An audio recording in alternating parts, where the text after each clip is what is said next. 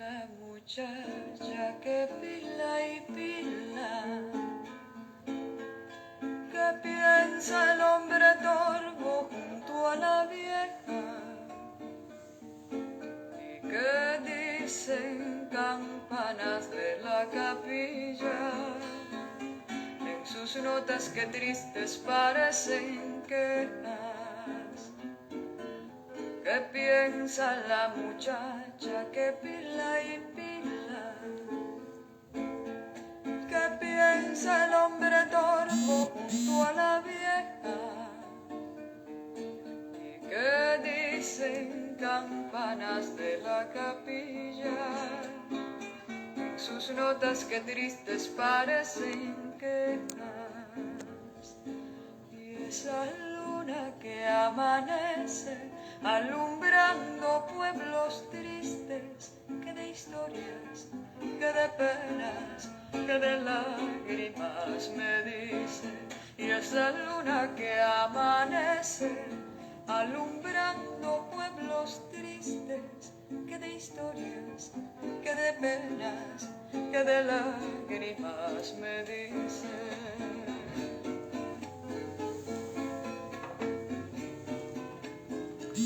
En el fondo hay un santo de medio peso, una vela que muere en aceite sucio. Más allá viene un perro que es puro hueso, un ladridos del hambre que Dios le puso. En el fondo hay un santo de medio peso. Saludos, estimados amigos digitales, donde quiera que ustedes se encuentren. Reciban mi abrazo virtual, mi cariño, mi respeto y sobre todo mi agradecimiento por estar allí. Mi nombre es José Ríos Lugo, soy comunicador social. Este espacio se llama En Conversación con Ríos Lugo y es una producción del portal informativo El Reporte Global. Escuchamos allí de fondo el tema Pueblos Tristes, interpretado por Lilia Vera de Otilio Galíndez, otro maravilloso tema de la música popular que desde este espacio promocionamos. Quiero aprovechar para hablarles de mi primera publicación poética, Los Secretos del Alma. Es el primer libro que tengo el gusto de publicar sobre versos, sobre poemas. Hay 200 versos cortos allí que usted puede compartir con sus seres queridos. Es importante la poesía, la música, para acariciar las almas, para alimentar las almas, para consentir el alma de los seres queridos. Está disponible en Amazon, Los Secretos del Alma. Bueno, esta noche voy a estar conversando con el economista Víctor Álvarez. Vamos a tratar de establecer contacto con Víctor para iniciar nuestra conversación de esta noche. Vamos a hacer aquí los ajustes necesarios para entonces conectar con Víctor Álvarez, el economista, que es mi invitado de esta noche. Hemos tenido problemas hoy todo el día con internet. Vamos a esperar que no nos sabotee más de lo que acostumbra hacerlo el internet y sin problemas. Ya está por aquí Víctor Álvarez. Vamos intentando darle acceso a la transmisión y ya.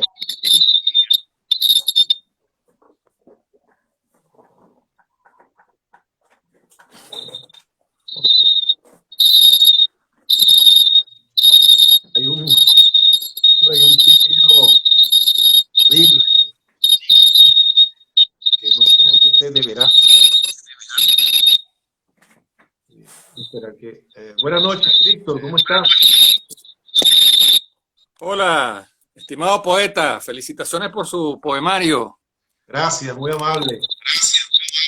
He estado viendo los poemas que nos has ido soltando poco a poco, ¿vale? Hermosos, te felicito.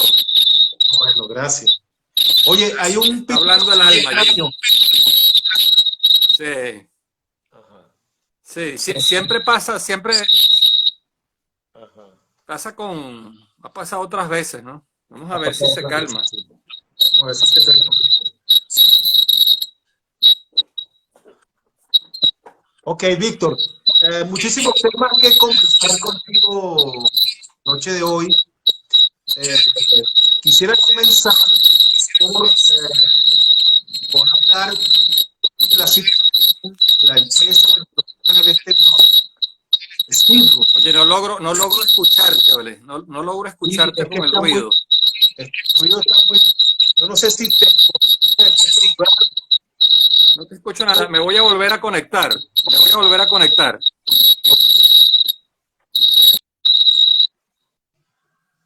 oye, qué terrible ese pitido, ese silbato que está allí. Esto me ha pasado, bueno, es la segunda vez que me pasa cuando estoy haciendo contacto con Víctor Álvarez. ¿Será que hay un fantasma por allí, casa de Víctor, que sabotea? Porque solamente me ha pasado con Víctor Álvarez. Vamos a nuevamente intentar esta conexión con Víctor y que desaparezca el fantasma del pitido que está por allí haciendo estragos.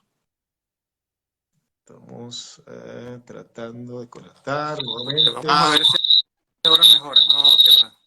Ahí sigue. Está todavía. Sí. ¿Tú tienes?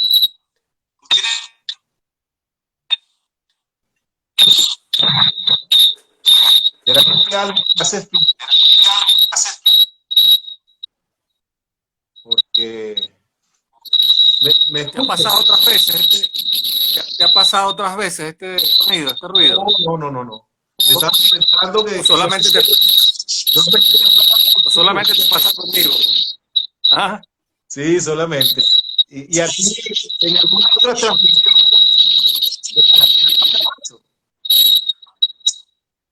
porque la otra vez lo que hiciste fue cambiaste de lugar, ¿de acuerdo? Cambiaste de sitio sí. y creció el ruido y me escuchando.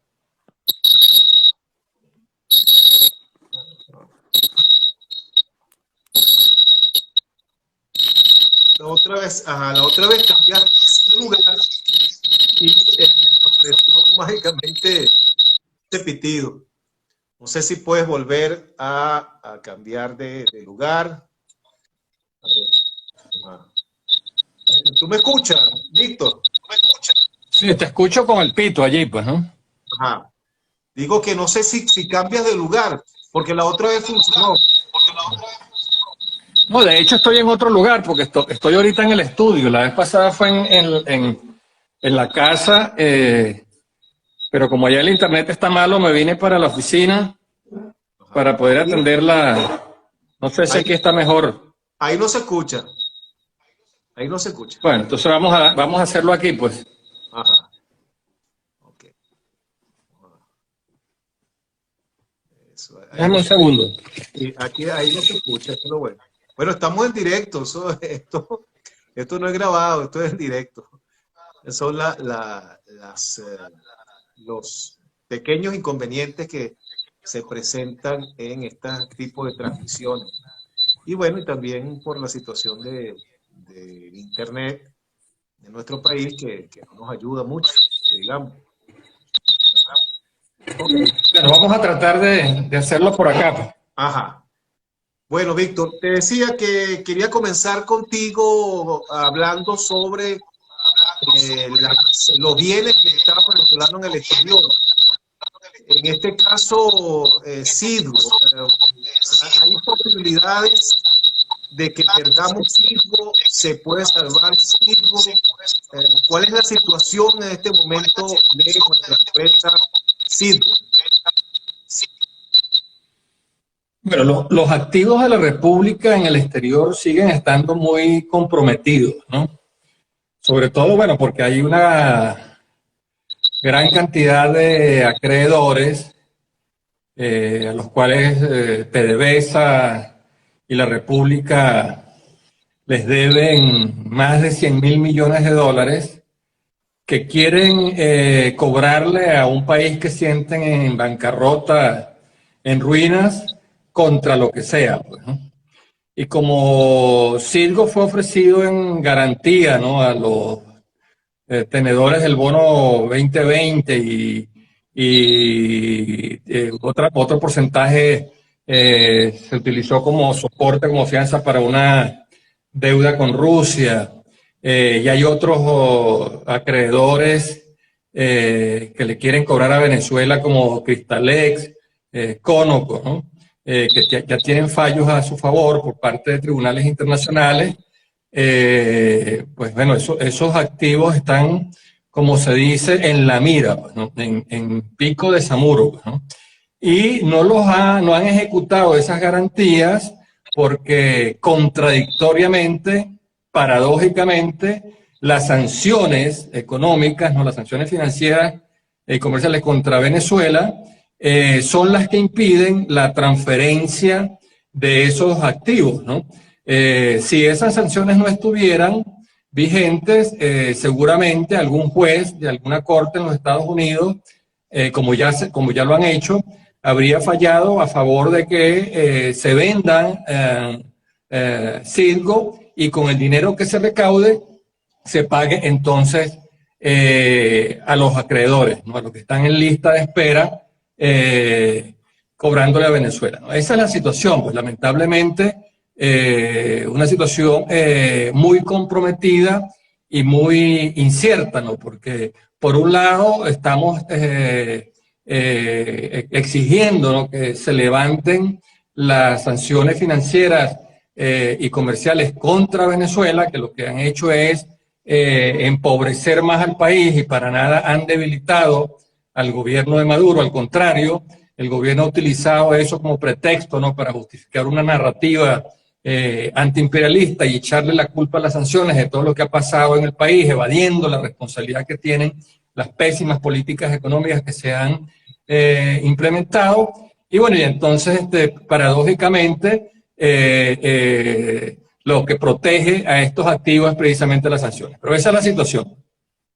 ¿Y qué podemos decir de la administración que ha hecho el interinato de estos bienes del Estado en el exterior que están bajo su control? Bueno, yo creo que está a la vista el escándalo en torno a la administración de los activos que le fueron confiados al interinato, ¿no?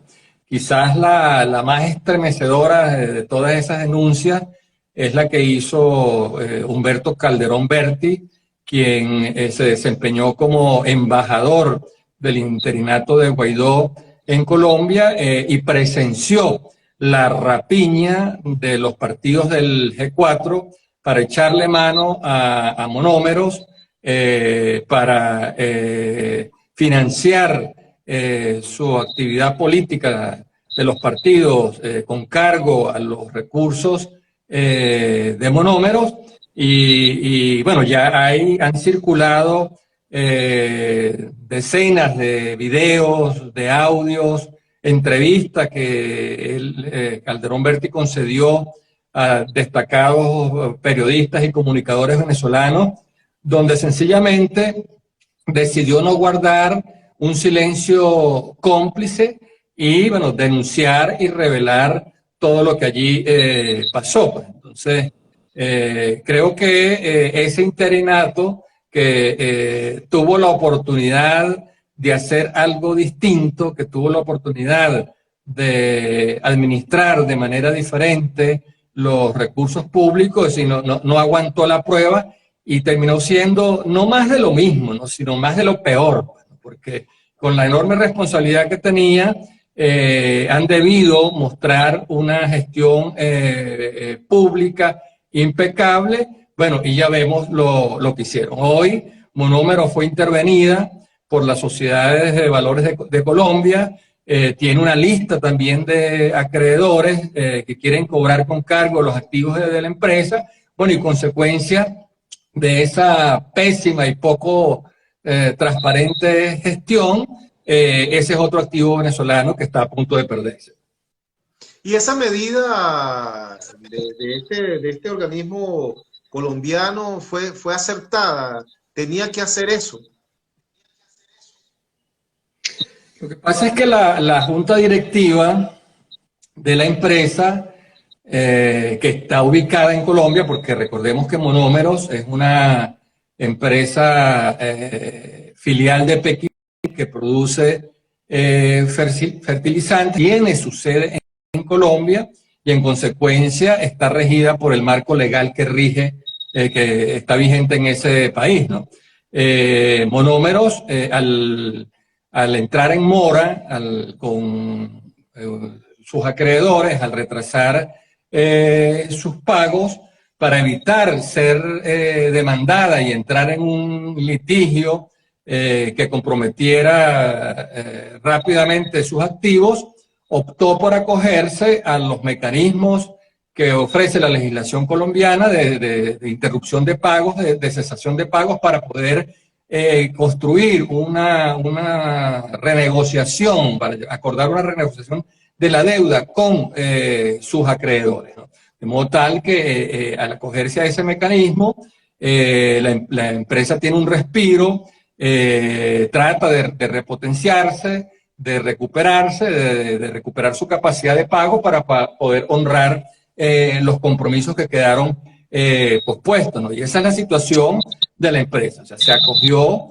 a ese mecanismo, es intervenida entonces por la sociedad, por esa autoridad colombiana, tendrá un plazo, ¿no?, para reestructurar sus deudas con los acreedores y debe cumplir entonces con esa reprogramación de los pagos. O sea, si aún así no llegase a cumplir con ese reordenamiento de los pagos, entonces los activos de la compañía serán liquidados y con ese dinero será que cobren entonces los activos. Oye, los venezolanos, entonces estamos presenciando, Víctor, una depredación del Estado venezolano, tanto por los que están en el poder como los que en un momento dijeron que eran los impolutos, los buenos de este juego macabro y que iban a llevar la justicia, la honestidad, precisamente el antagonismo de todo lo que hemos visto en estos años.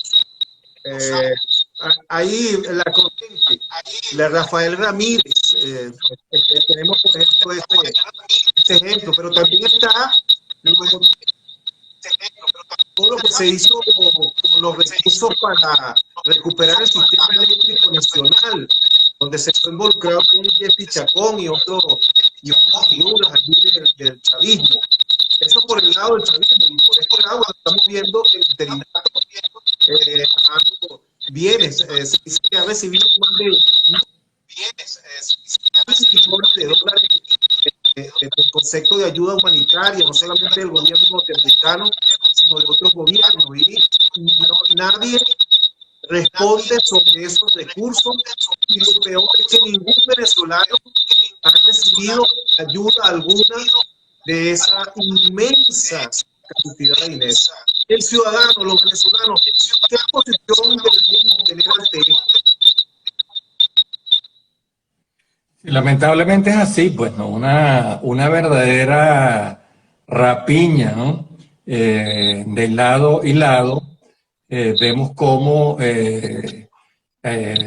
crece la lista, ¿no?, de corruptos, ¿no?, que han saqueado la riqueza nacional, ¿no? Los casos de Andrade, eh, de Villalobos, de Alvarado, de Diego Salazar, ahora está esta lista de funcionarios de Guaidó acusados de corrupción. Hicieron realmente un desguace, ¿no?, de los activos que se les confiaron, ¿no? Venezuela tiene la desgracia de sufrir no solamente el peor gobierno de la historia, sino también la peor oposición de toda su historia, ¿no? Entonces, desde la ciudadanía no hay mayores opciones, ¿no?, en el panorama político del país, ¿no? Vemos cómo dentro de la propia oposición se acusan, se descalifican, crean dudas, ¿no?, en la propia ciudadanía, en los propios electores, donde si es verdad lo que un sector de la oposición dice del otro sector, y si es verdad lo que este sector dice de aquel, bueno, ninguno de los dos merecerían gobernar el país, ¿no? Y uno ve también con asombro, ¿no?, cómo dentro de la propia oposición en estos momentos parecieran que están más interesados en destruirse, en exterminarse entre ellos mismos, que en hacer causa común contra un gobierno que es el responsable de la situación que vive el país, ¿no? Una economía que se ha contraído 80% en los últimos 7 años, ¿no? Eso es como si una persona que pesaba 100 kilos, la vemos 7 años después y apenas apenas pesa 20 kilos. Eso es lo que ha pasado con la economía nacional, pues, ¿no? O sea, está en el hueso prácticamente. El país ha sufrido la migración de más de 5 millones de venezolanos que huyen de la escasez, de la hiperinflación, del desempleo, del hambre y de la inseguridad, ¿no? Y sin mayores opciones políticas en los que se pueda identificar y en los que se pueda sentir representado. Sí, fíjate, en materia económica, que ustedes los economistas a veces confunden a uno el simple mortal. Entonces se dice más lentamente, y esto debido a un leve incremento de la producción petrolera. ¿Cuál es la real situación de esto? Hay algunas firmas que señalan, que hablan de un crecimiento económico entre el 1 y 3% este año. Lo que pasa es que ese crecimiento es calculado con base en un año muy malo que fue el año 2020. Fue el año del inicio de la pandemia, de la interrupción de todas las actividades productivas y comerciales por todas las prevenciones que se tuvieron que aplicar para evitar una expansión acelerada, ¿no?, de los contagios. No solamente se interrumpió la actividad económica en Venezuela, sino en todo el mundo. Recordemos que la producción de petróleo también se tuvo que, la extracción de petróleo incluso se tuvo que suspender porque no se estaba vendiendo petróleo, porque la economía mundial estaba parada, no se estaba generando energía.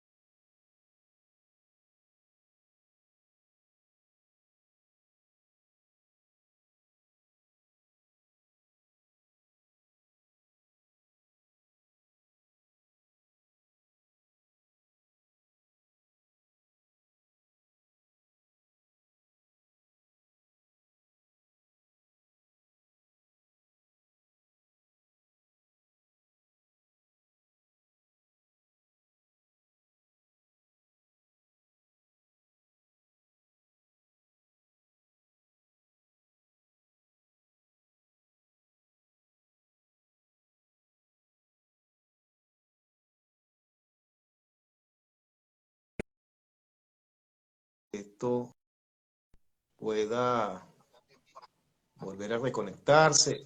Ahora sí ajá. Te perdí por un momento largo. Creo que se interrumpió. Creo que se interrumpió Sí, esto y no sé si me escucharon, pues. no, yo no te escuché nada, como por 2 minutos no logré escucharte. Si quieres retomar un poco lo que estás explicando.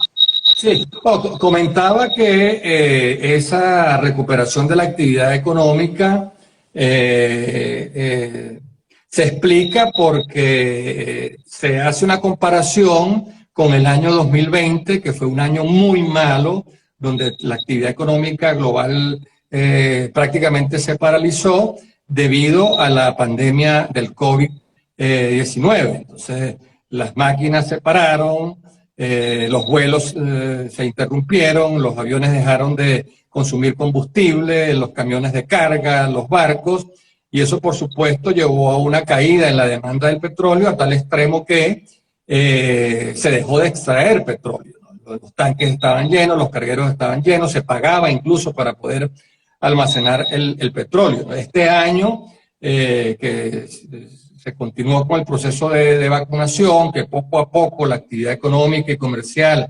se fue reactivando.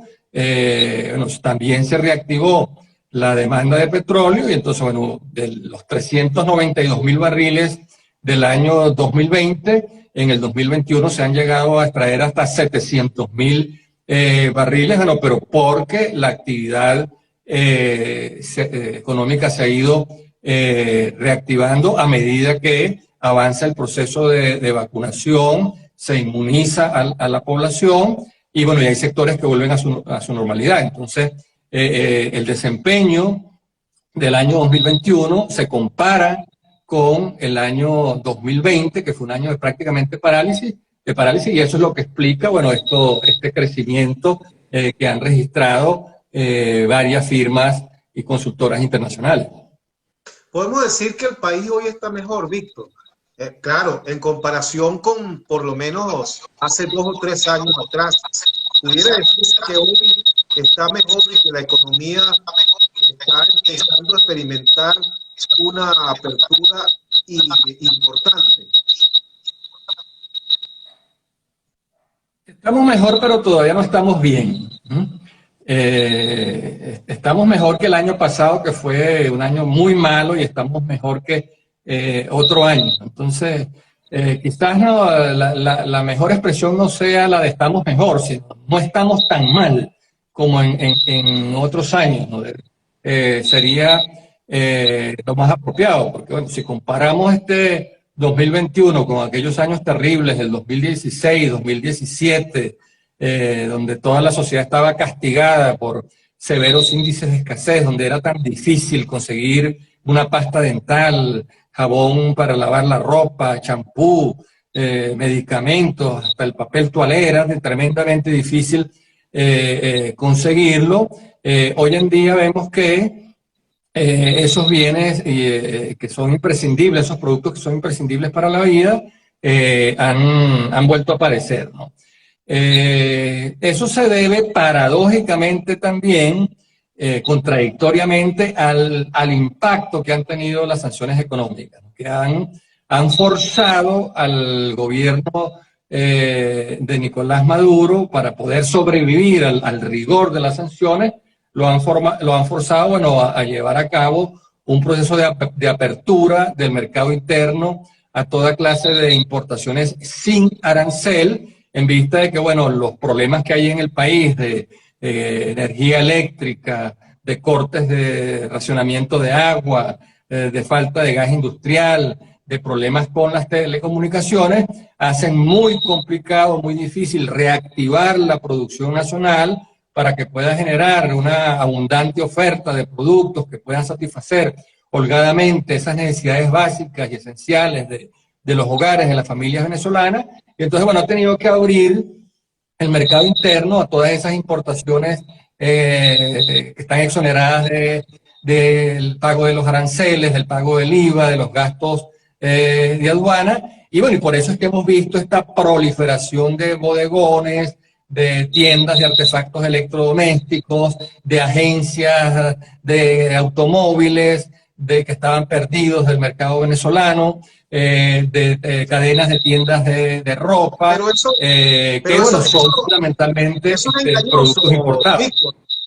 Eso realmente marca una tendencia de recuperación económica, porque no vemos que vemos comercios que llegan cadenas de tiendas, pero en cuanto a la industria, al parque industrial venezolano que se vio tan afectado en estos años, ¿se ve algún tipo de signo de recuperación de ese parque industrial? Sí, en gran medida es una ilusión, un espejismo de prosperidad, de recuperación, ¿no? Porque efectivamente no es un aumento de la oferta de productos que tiene como base una reactivación y recuperación de la agricultura y de la industria nacional, ¿no? Si cualquiera que haga un mercado en esos bodegones verá que de 10 productos que ponen el carrito, o sea, 10 son productos importados. Y si va a los otros supermercados, también lo que se encuentra en los anaqueles es fundamentalmente productos importados. O sea, de cada 10 productos, 7 u 8 son importados. Entonces, eso sigue siendo una debilidad de ese proceso, toda vez que no está sustentado en la recuperación de las actividades productivas internas, sino de estas importaciones que se hacen exoneradas de los aranceles y de los impuestos, pero que además se hacen con una tasa de cambio que está sobrevaluada. Si el gobierno hubiese dejado correr el precio del dólar al precio que corrieron a la velocidad, pues al ritmo que corrieron los demás precios de los demás productos, el dólar en este momento estaría costando 9 o 10 bolívares y no los 4.3, 4.4 que está costando ahora. Lo que pasa es que, bueno, como sabemos, el gobierno aplicó una política monetaria muy restrictiva que prácticamente dejó sin liquidez a la banca, que no tiene recursos para poder financiar la producción y el consumo. Y bueno, todo aquel que recibía un préstamo para comprar materias primas, bienes intermedios, maquinaria, y lo recibía en bolívares, lo primero que hacía para proteger el poder de compra de esos créditos antes de que se le volvieran a salir agua era comprar dólares.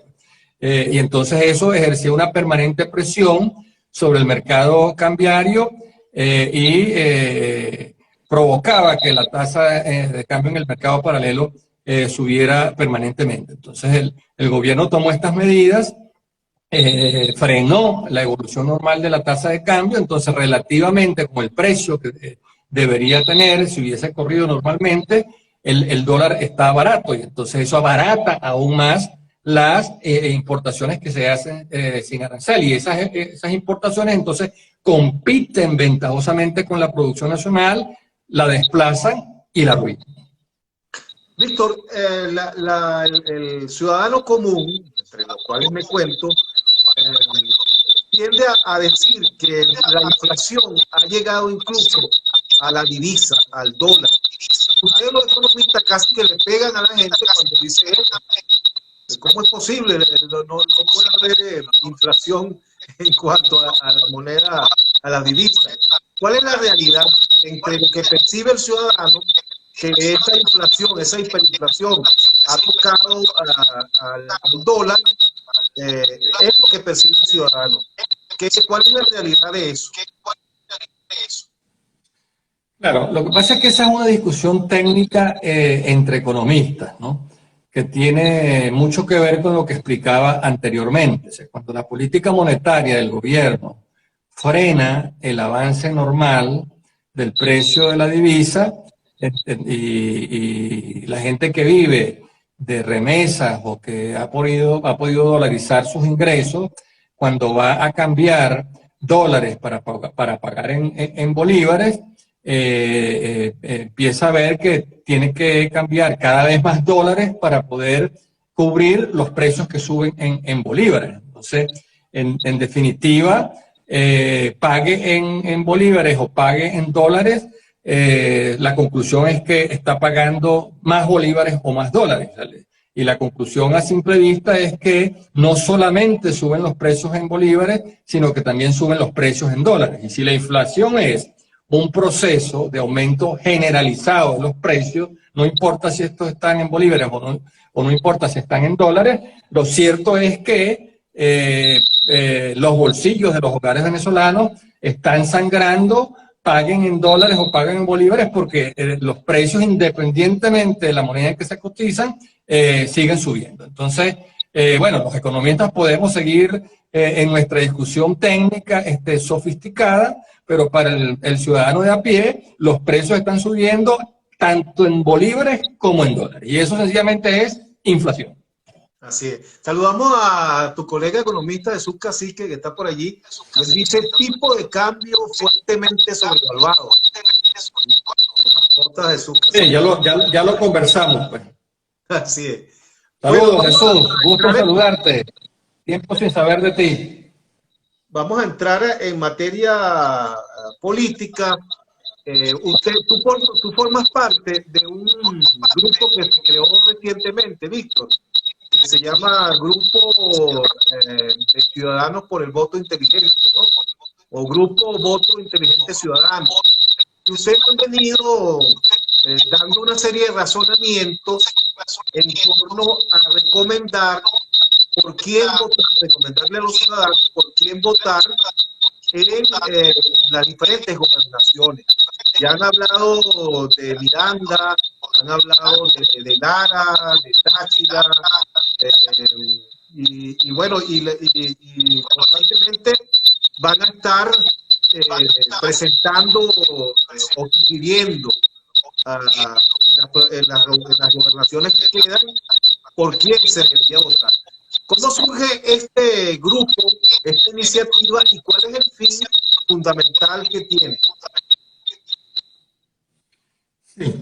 Esa iniciativa surge no como un intento por contribuir a recuperar la confianza en la institución del voto y a retomar la ruta electoral en un contexto donde el elector venezolano está muy decepcionado, ¿no? Muy desencantado, muy desilusionado al ver cómo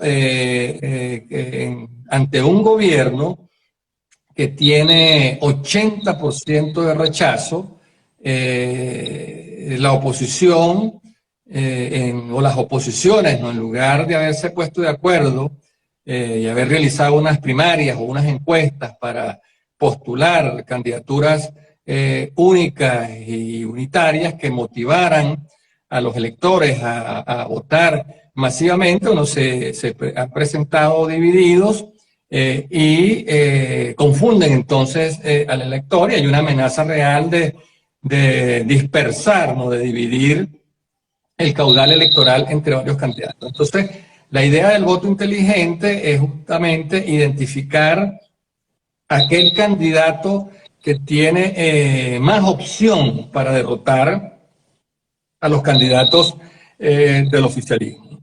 La iniciativa, por supuesto, se encuentra con una limitante, y es que como no se hicieron primarias y ni siquiera se hicieron las encuestas en la mayoría de los estados y municipios, entonces no hay manera de saber cuál es el candidato que tiene más opción, más aceptación, ¿no? Entonces, por eso ese criterio cuantitativo se complementa, ¿no? Con una serie de criterios cualitativos, y allí la idea del voto consciente inteligente, ¿no? Porque la campaña o la iniciativa, pues el esfuerzo está dirigido sobre todo a ese 67% de electores que en las encuestas se declaran críticos tanto al gobierno como a la oposición, que no se identifican ni con el gobierno ni con la oposición. Entonces, su voto no es un voto ciego, sencillamente por disciplina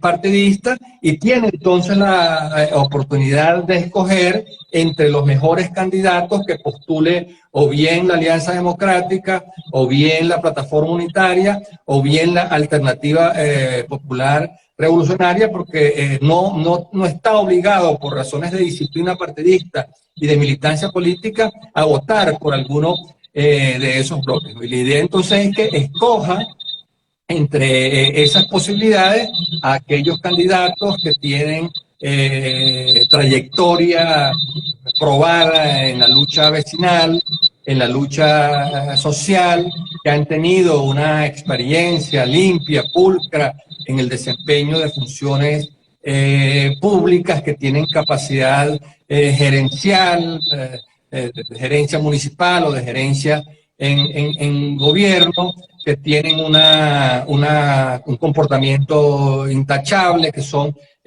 personas íntegras, que gozan del respeto y del respaldo del electorado. Entonces, si nosotros buscamos entre los candidatos que se postularon, seguramente vamos a encontrar en los distintos estados y municipios candidatos que reúnan estas condiciones. Tengamos en cuenta que en las megaelecciones del 21 de noviembre vamos a elegir 23 gobernadores, 335 alcaldes, 250 diputados regionales y más de 2.400 concejales. En total son un poco más de 3.000 cargos para los cuales se postularon 70.000 candidatos, de los cuales 3.000 fueron postulados por el oficialismo y 67.000 fueron postulados por los distintos, por la oposición, ¿no? Entre ellos hay, bueno, candidatos impuestos, ¿no?, por las cúpulas políticas, entre ellos hay incluso candidatos que son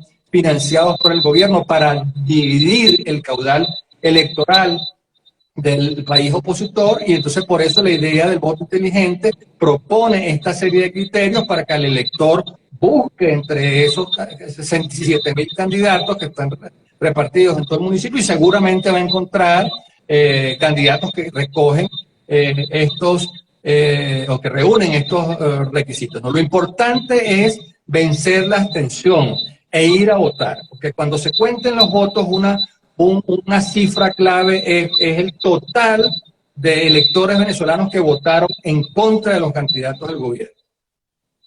Una pregunta, Víctor, ¿usted responde en ese grupo que está conformado, además de tu persona, por Luis Mayor Toro, por Vladimir Villegas, Chugo Torrealba y otras personalidades allí, ¿no? ¿Usted tiene algún interés con alguno de los bandos? Me refiero a bien sea responden o son seguidores de la plataforma unitaria, de la alianza. ¿A qué grupo responden o no responden directamente a ningún grupo?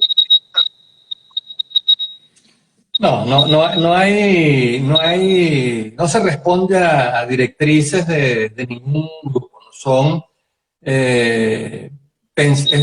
cabezas librepensantes, ¿no? Es pensamiento crítico que nos une, esta razón que antes expliqué. Por supuesto, se han propuesto criterios, porque así como se ha propuesto por quién votar, también se han facilitado criterios para descartar candidatos. Entonces, se descartan aquellos que han sido muy incoherentes, ¿no?, que ayer llamaron a la abstención y hoy de la noche a la mañana aparecen llamando a votar, ¿no? Esa contradicción de hoy no voto, mañana sí, y no terminan de abandonar, ¿no?, de descartar la ruta insurreccional y violenta. O sea, por esos candidatos decimos claramente no hay que votar, ¿no? Por aquellos que tuvieron experiencia previa en gobernaciones y alcaldías y tuvieron una gestión muy cuestionada y salieron huyendo del país, y se demostró claramente el tráfico de influencias, el abuso de poder, la apropiación indebida de fondos públicos. Por eso tampoco hay que votar, ¿no? Aquellos candidatos paracaidistas, ¿no?, que de pronto aterrizaron en un estado o en un municipio y desplazaron, fueron impuestos por las cúpulas partidistas en ese reparto de cuotas de poder y desplazaron a los liderazgos naturales de ese municipio, de ese estado, por eso tampoco hay que votar. Hay que descartarlos, ¿no? Aquellos candidatos que fueron inscritos a última hora, sencillamente para impedir, para evitar que el candidato de la opción rival pudiese ganar y pudiera disputarle a ese otro bloque la condición de que se arrogan de oposición mayoritaria, por esos candidatos tampoco hay que votar. Entonces, por eso es que hablamos de un voto consciente e inteligente, donde fundamentalmente se ofrecen criterios para que el elector los aplique y bueno, y él consciente, inteligentemente termine decidiendo por quién va a votar en su municipio o en su estado, porque es imposible dar recomendaciones y sugerencias para todos y cada uno de los 3.082 cargos en disputa. Se han dado algunas recomendaciones en algunos estados y en algunos municipios, pero no en todos. Así es. Hasta ahora ustedes han planteado y han hecho su análisis de votar por Ramón Martínez en Sucre, de votar por la negra Antonia en Portuguesa, de votar por Henry Gómez en el Táchira, de votar por Henry Falcón en Lara, y recientemente, que ha sido muy esperado, en Miranda, acaban ustedes de señalar que el voto debería ser por David Uzcategui. Caracas, ¿cuándo harán su señalamiento en torno a Caracas, Víctor? Sí. Mira, el grupo es tan libre, ¿no? Esta iniciativa es tan libre, que hay un grupo dentro de los promotores que efectivamente está dedicado a trabajar proponiendo, recomendando, sugiriendo candidatos con nombre y apellido, ¿no?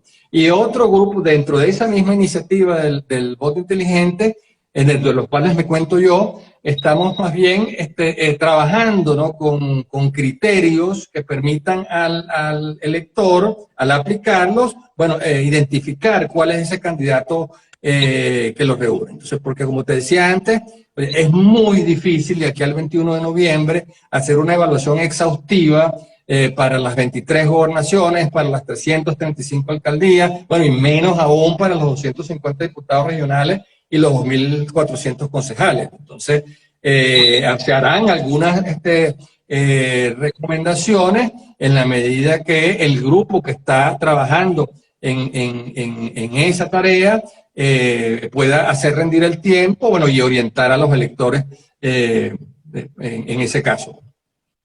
Oye, este 21 de noviembre pudiéramos hablar de que se pudiera esto convertirse en una especie de plebiscito dentro de la oposición, un poco para que el electorado tenga la oportunidad de cortar un sector de la oposición que no ha estado a la altura y darle oportunidad a otros sectores. ¿Eso pudiera darse este 21 de noviembre o no tiene que ser así?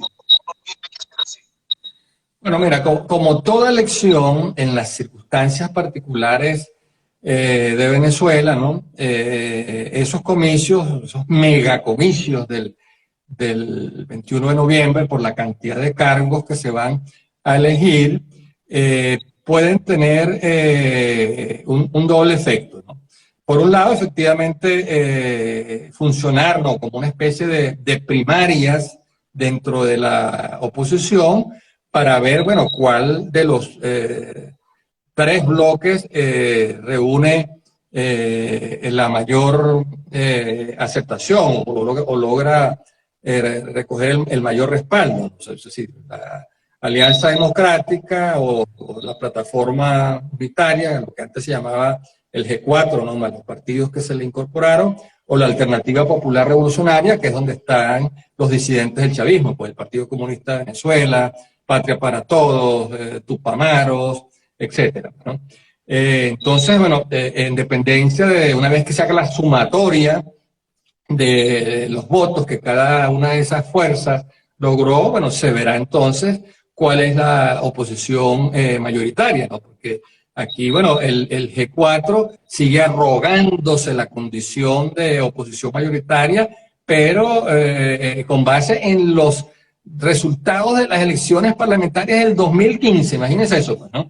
No participaron en ninguna otra elección de gobernadores, alcaldes, ni parlamentarias, ni en presidenciales, y quieren vivir eternamente de sus glorias pasadas. Entonces, el hecho de que se hayan decidido a medirse ahora, bueno, permitirá ver efectivamente cuánto respaldo pueden lograr después de haber abandonado la ruta electoral, después de haber descuidado sus organizaciones políticas, después de haber visto disolverse, ¿no?, sus maquinarias. Hoy, bueno, que son la mayoría de los partidos, son prácticamente cascarones vacíos, ¿no?, que no tienen esa maquinaria de movilización, se enfrentan a esa prueba de fuego. Bueno, y en ese sentido, tal y como lo plantea José, las parlamentarias, las elecciones, las megaelecciones del 21 de noviembre pueden servir como una especie de primarias para saber quién es quién en la oposición. Pero también pueden servir como una especie de plebiscito, ¿no? Porque si la sumatoria de los votos que logre la Alianza Democrática, la Plataforma Unitaria y la Alternativa Popular Revolucionaria llega a ser mayor que los votos obtenidos por la coalición gobernante, ¿no?, por PSV fundamentalmente, bueno, eso le daría mucha fuerza a la activación del referéndum revocatorio, el cual se puede convocar a partir del 10 de enero del año 2022, cuando se cumple la mitad del periodo presidencial. Así es. Fíjate, Víctor, esta situación electoral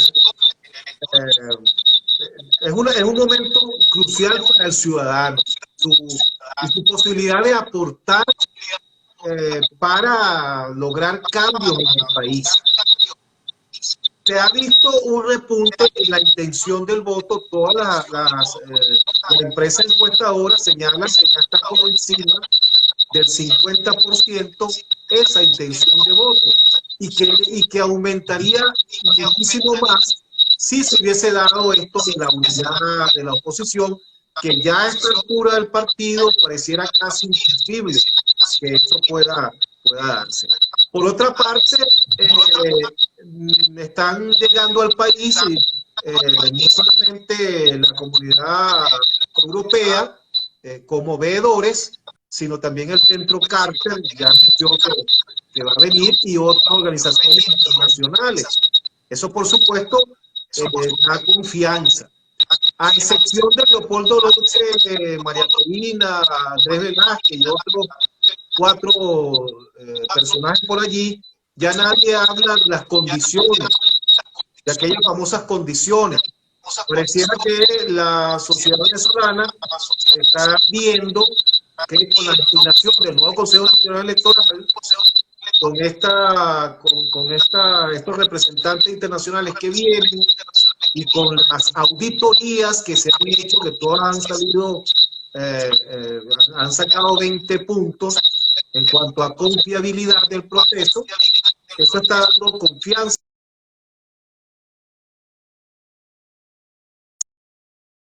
La actuación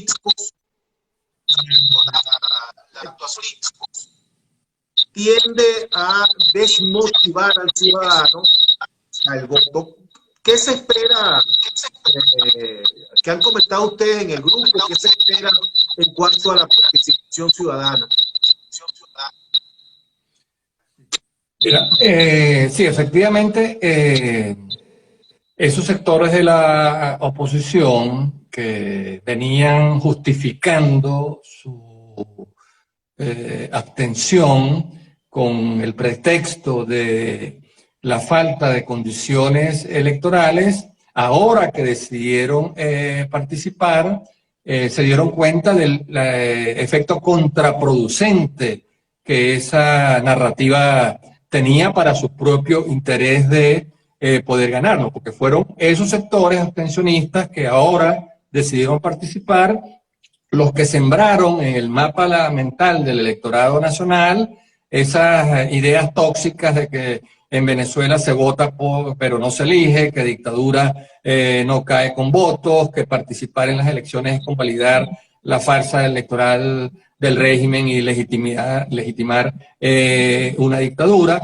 Y como esa exigencia de condiciones electorales se enfocaban sobre todo en restituir los derechos políticos de sus aspirantes, ¿no? Para que pudieran postularse, para que pudieran salir en igualdad de condiciones en los canales de televisión públicos o en las emisoras de radio, pero ese discurso centrado en las condiciones electorales descuidaba muchísimo la lucha por las condiciones sociales, por los derechos sociales, y el elector un poco no se sentía identificado, ¿no?, con esa demanda de que liberen los presos políticos y quiten las inhabilitaciones y le devuelvan las tarjetas y los símbolos a los partidos que fueron judicializados o intervenidos, y se olvidaban totalmente del drama de la gente por la falta de agua, por la falta de luz, por la falta de gas, por la inseguridad, por los problemas de telecomunicaciones. Entonces se han pasado el switch, ¿no? Como que hicieron este clic, ya no exigen tanto el tema de las condiciones electorales, y bueno, y han ido como que reconstruyendo, ¿no?, su propia narrativa. Entonces ahora, bueno, intentan convocar a sus seguidores, ¿no?, a sus militantes, con el temor también de pagar los costos reputacionales de esos bandazos, ¿no?, y de esos virajes, de esas vueltas en U tan drásticas que viven dando, ¿no? En todo caso, bueno, lo que uno aprecia en el país, que bueno, en comparación con la propensión abstencionista tan marcada en procesos anteriores, se aprecia para estas megaelecciones una mayor propensión a votar, una mayor intención de voto, bueno, que ya supera largo el 50% del padrón electoral, como bien lo apuntaba, ¿no?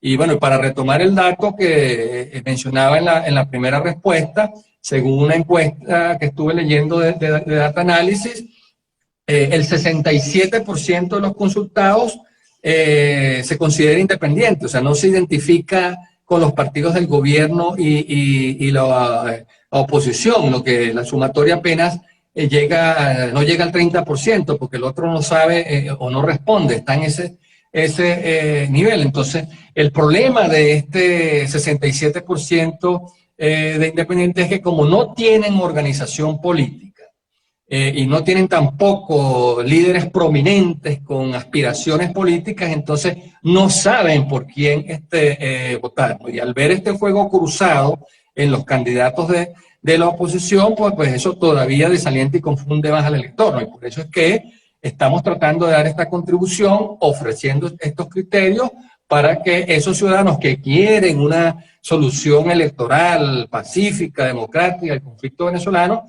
tengan algunos criterios que puedan utilizar y vayan a votar.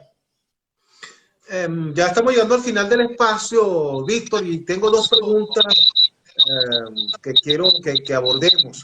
Una es México. Se paralizaron las conversaciones en México. ¿Qué futuro puede tener esa mesa de negociación? Si realmente tiene futuro o no lo tiene, si el gobierno pudiera retomar allí las conversaciones o no. Eso por un lado. Y por el otro, bueno, este planteamiento que ya tú más o menos asomaste, de la posibilidad de convocar a un revocatorio a partir del 10 de enero del 2022. ¿Es eso conveniente en la situación en la que está la oposición? Ya algunos empiezan a hablar de presidenciable e incluso están más pendientes de ese 10 de enero que de este 21 de noviembre. ¿Qué nos puedes decir sobre estos dos aspectos? Muy mala noticia, ¿no? La suspensión de las negociaciones en México, que habían levantado tanta expectativa, y sobre todo por el argumento, ¿no?, o la razón que la provocó, ¿no?, que fue la extradición de de Alex Saab, ¿no? Cosa para la cual quienes están allí sentados tienen muy poca capacidad de incidir o de influir, ¿no? Porque tampoco es que por cualquier cosa que pase en el país, entonces uno de los sectores patea la mesa y se levanta cuando se había definido una agenda, ¿no? de los temas que eran pertinentes y relevantes, ¿no? dentro de esa negociación. Entonces, el gobierno con ese pretexto se retira en un claro desprecio, ¿no? a los temas que allí se estaban discutiendo, ¿no? Que hubiesen podido abrirle vías, ¿no? a unos acuerdos parciales para poder lograr el canje de petróleo por combustibles o por alimentos o por medicinas que hubiesen permitido liberar parte de los fondos venezolanos que están congelados en el Banco de Inglaterra o en España o en las propias cuentas de PDVSA y del Banco Central de Venezuela. Y lo peor de todo entonces es que le enloda el propio proceso de negociación, destruye la confianza que se estaba empezando a construir sobre la verdadera intención del gobierno de poder construir unos acuerdos que respondieran al interés nacional. Le da fuerza a esa idea de que el gobierno lo que hace es utilizar el proceso de negociación para ganar tiempo, y eso lo que hace es alentar de nuevo las vías violentas e insurreccionales de aquellos que dudan y no creen para nada que la solución al conflicto venezolano se va a poder lograr por la vía electoral y pacífica. Entonces, esos son los que se están frotando las manos al ver, bueno, la manera tan brusca como se interrumpieron las negociaciones en México, y bueno, van a seguir entonces alentando esos atajos, ¿no? Que ya hemos visto que terminaron siendo el camino más largo, ¿no? Para poder lograr la solución del conflicto venezolano. Y en relación con lo del referéndum revocatorio, mira, pensemos en un escenario, ¿no? Imaginemos un escenario donde efectivamente se activa el referéndum revocatorio, las fuerzas democráticas aprenden las lecciones del pasado, tienen claro cuál va a ser el manual de maniobras del gobierno para impedir el referéndum revocatorio, evitan que eso tenga éxito y se logra, ¿no? El referéndum. Bueno, creo que cosa está cantado, con 80% de rechazo a la gestión de Nicolás Maduro.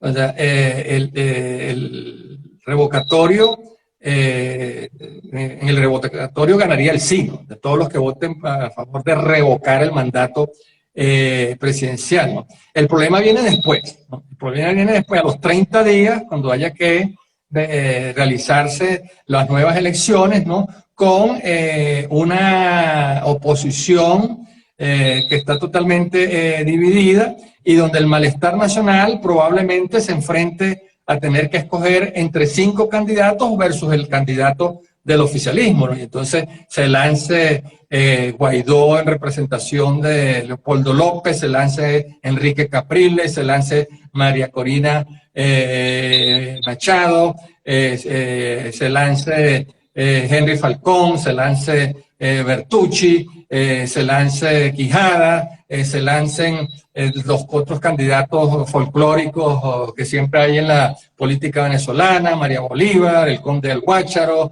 Entonces al final el país descontento se va a enfrentar a 6 opciones, el caudal electoral del malestar nacional se va a dividir en 6 chorritos de votos, y eso va a permitir que nuevamente gane el candidato del oficialismo. Y en el otro escenario, donde el país descontento lograse escoger en unas primarias un solo candidato que se mida al único candidato del oficialismo, y ese candidato, expresión del malestar nacional, llegase a ganar las elecciones, ese candidato recibiría un país en ruinas, un país tan destrozado, que tendría que aplicar una serie de medidas probablemente muy drásticas que no serían bien recibidas por el país, generarían malestar nacional y probablemente a los 180 días ese gobierno se esté tambaleando y se habría producido un cambio en el mando político, pero no se habría resuelto la crisis de gobernabilidad. Por eso el planteamiento que he venido haciendo es que lo que más conviene al interés nacional es la conformación de un gobierno de coalición, y allí es donde la mediación internacional puede tener una contribución clave, crucial, ¿no? Porque en vez de seguir apostando a la presión diplomática o al endurecimiento de las sanciones, ese paradigma debería sustituirse por el canje de sanciones por incentivos a cambio de la conformación de un gobierno de coalición que se ocupe de tres objetivos fundamentales. El primer objetivo sería aplicar un programa de reformas económicas apoyado por ambos para corregir los desequilibrios macroeconómicos, reactivar la agricultura y la industria, abatir la hiperinflación y resolver todos estos problemas económicos que azotan a los hogares, a las empresas e instituciones venezolanas. Ese sería el primer objetivo. El segundo objetivo sería la reinstitucionalización de los poderes públicos, es decir, el Tribunal Supremo de Justicia, la Contraloría General de la República, la Fiscalía, el Directorio del Banco Central de Venezuela, completar la reestructuración del Consejo Nacional Electoral. Y el tercer objetivo sería el desarme de los colectivos, de los grupos armados. Solo una vez que se cumplan esos tres objetivos es que se convocarían entonces las elecciones presidenciales de tal manera que quien resulte electo reciba una economía saneada, un país reinstitucionalizado y pacificado que se pueda gobernar. Así es, sí, tú has venido, tienes ya tiempo haciendo este planteamiento. Bueno, finalmente, Víctor, quería hacer referencia al trabajo que has venido haciendo, bien importante, con una serie de programas especiales que has venido realizando, 10 entrevistas con 10 economistas de los más relevantes. También hiciste 10 entrevistas con líderes, mujeres venezolanas. Háblanos un poco de esa iniciativa que vienes adelantando, Víctor. Mucho gusto, José, y gracias por abrir esa oportunidad, ¿no?, para comentar estas dos líneas de trabajo. Sí, son, mira, 10 conversaciones, ¿no? En sentido estricto no son entrevistas, ¿no? Aquí cito a nuestro buen amigo Vladimir Villegas, que dice que la conversación es la fase superior del periodismo, ¿no? Son 10 conversaciones con 10 colegas economistas, explorando sus propuestas sobre cuáles serían esas medidas que deberían conformar un programa de reformas económicas bien pensado. O sea, la idea es identificar las medidas correctas, el orden lógico en la que deben ser aplicadas, a qué velocidad, a qué ritmo y cómo deberían ser comunicadas, de modo tal que cuando llegue el momento tengamos claridad y no haya que improvisar, como ha pasado tantas veces, que llega el momento, bueno, de aplicar las medidas y no se saben cuáles son, ni en qué orden, ni a qué velocidad se deben aplicar. Y hemos conversado con destacados economistas, muchos de ellos miembros de la Academia Nacional de Ciencias Económicas, como Leonardo Vera, Humberto García Larralde, Sari Levi, Urbi Garay, miembros de la Academia, el decano de la Facultad de Economía de la UCAP, Ronald Balsa, José Guerra, Tamara Herrera, Asdrúbal Oliveros, Luis Oliveros, todos ellos con una extraordinaria contribución al estudio y comprensión de la economía venezolana. Y también, bueno, la otra línea es la de 10 conversaciones estelares con 10 mujeres comprometidas con una solución electoral y pacífica del conflicto venezolano, que se orientaron a la luz del último libro que escribí, que tiene como nombre la ruta es electoral, ¿no? Con base en el contenido de ese texto, conversamos entonces con Mercedes Malavé, con Griselda Colina, con María Verdeal, la vicepresidenta del MASBAR, y Mercedes, la presidenta de Unión y Progreso, con Vivelis Acevedo, analista político, con Giovanna de Michelis, internacionalista, periodista, con Eglé González, coordinadora de la Cátedra Libre de la Democracia y Libertad de la UCB. Están por salir las conversaciones con Indira Urbaneja, Colette Capriles, Mariela Ramírez y Claudia Níquez, ¿no? El libro, para los interesados, lo pueden descargar gratuitamente a través del blog Pedagogía Económica con Víctor Álvarez. Allí van a ver la portada, pulsan allí y pueden descargar el libro. También lo pueden, quien lo quiera leer por teléfono, lo puede descargar a través de mi Instagram de Pedagogía Económica. Pulsan ahí en la bio, ahí van a ver el blog y van a ver también la portada, pulsan y lo descargan. Es una contribución a este debate necesario en el país para poder, como decía antes, recuperar la confianza en la institución del voto, retomar la ruta electoral y olvidarnos de esos atajos violentos e insurreccionales que terminaron siendo el camino más largo para lograr una solución al conflicto venezolano. Mira, adelántanos aquí, Víctor, que no se va a enterar nadie, no te preocupes. ¿Cuál es el próximo pronunciamiento del grupo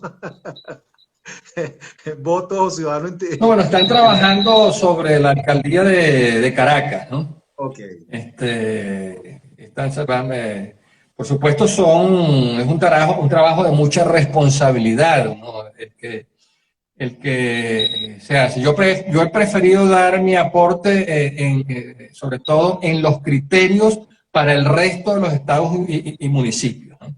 Estos criterios de aplicación general, ¿no? Que no solamente se basen en la economía de voto o de apostar a ganador, sino que también reparen, bueno, en la trayectoria del candidato, en su experiencia previa en el desempeño de cargos públicos, en su autoridad moral, en su amplitud, ¿no? Para recoger otras lecturas e interpretaciones, y también dejar muy claro a quienes hay que descartar por su actitud incoherente, por su experiencia opaca y gris en otros desempeños. Entonces, de modo que estamos trabajando en todos estos campos. Pero bueno, irán saliendo las contribuciones de aquí al 21.